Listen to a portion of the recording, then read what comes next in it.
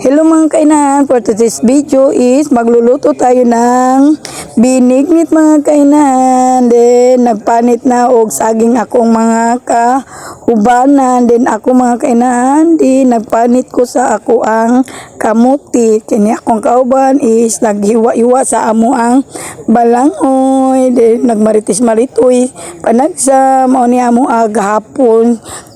Ang amo ang kalingawan way lain lingaw din nagluto-luto na pud mi o man ni among lingaw basta magtapok mi mga kaslinganan. Then ang amo ang kusinero di naghanda na pud sa iyahang sugangan. Then giredi na pud namo amo ang sangkap na hiwa-hiwa na among saging, amo ang kalang, balanghoy ug ang kamote mga kainahan. O ni among kamote na ready na among mga kuan hugasan na pud na para ready to cook. Pulos na ta ready. Wa pasensya lang jud mo mga kainahan. Wa na makabuli-buli ta ato ang lubi wa pag po nato napugaan. Then ato ang nag-iisang condensed mga kainahan. Then ato ang mga pampalasa, ato ang asukar o condensed. Social kayo ni amo ang binignit. Special kayo mo ni ang among mga sangkap nahugasan na. Then amo ana ning ready to cook.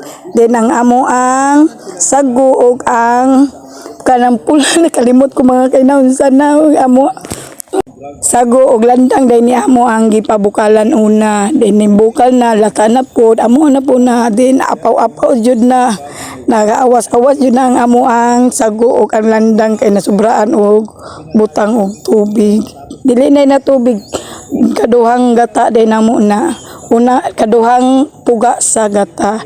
Then nag-add na mi og kalang tapos ang ato ang isunod is kamuti.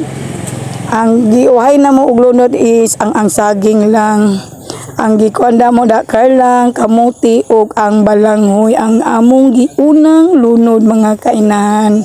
Tanawa nag-apaw-apaw jud ni grabe jud nag-awas-awas ang amo ang binignit mga kainahan.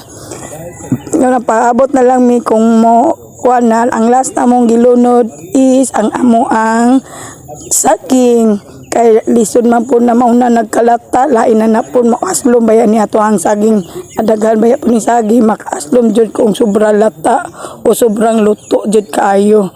Then giadan na namo na og mga asukar og ang condensed namo. O ni napaabot na lang mi maluto ni ang amo ang binignit mga kainahan. Mao ni amo ang kaganapan kahapon. Grabe jud among kaganapan. To full purpose yan. Thank you for watching mga kainahan.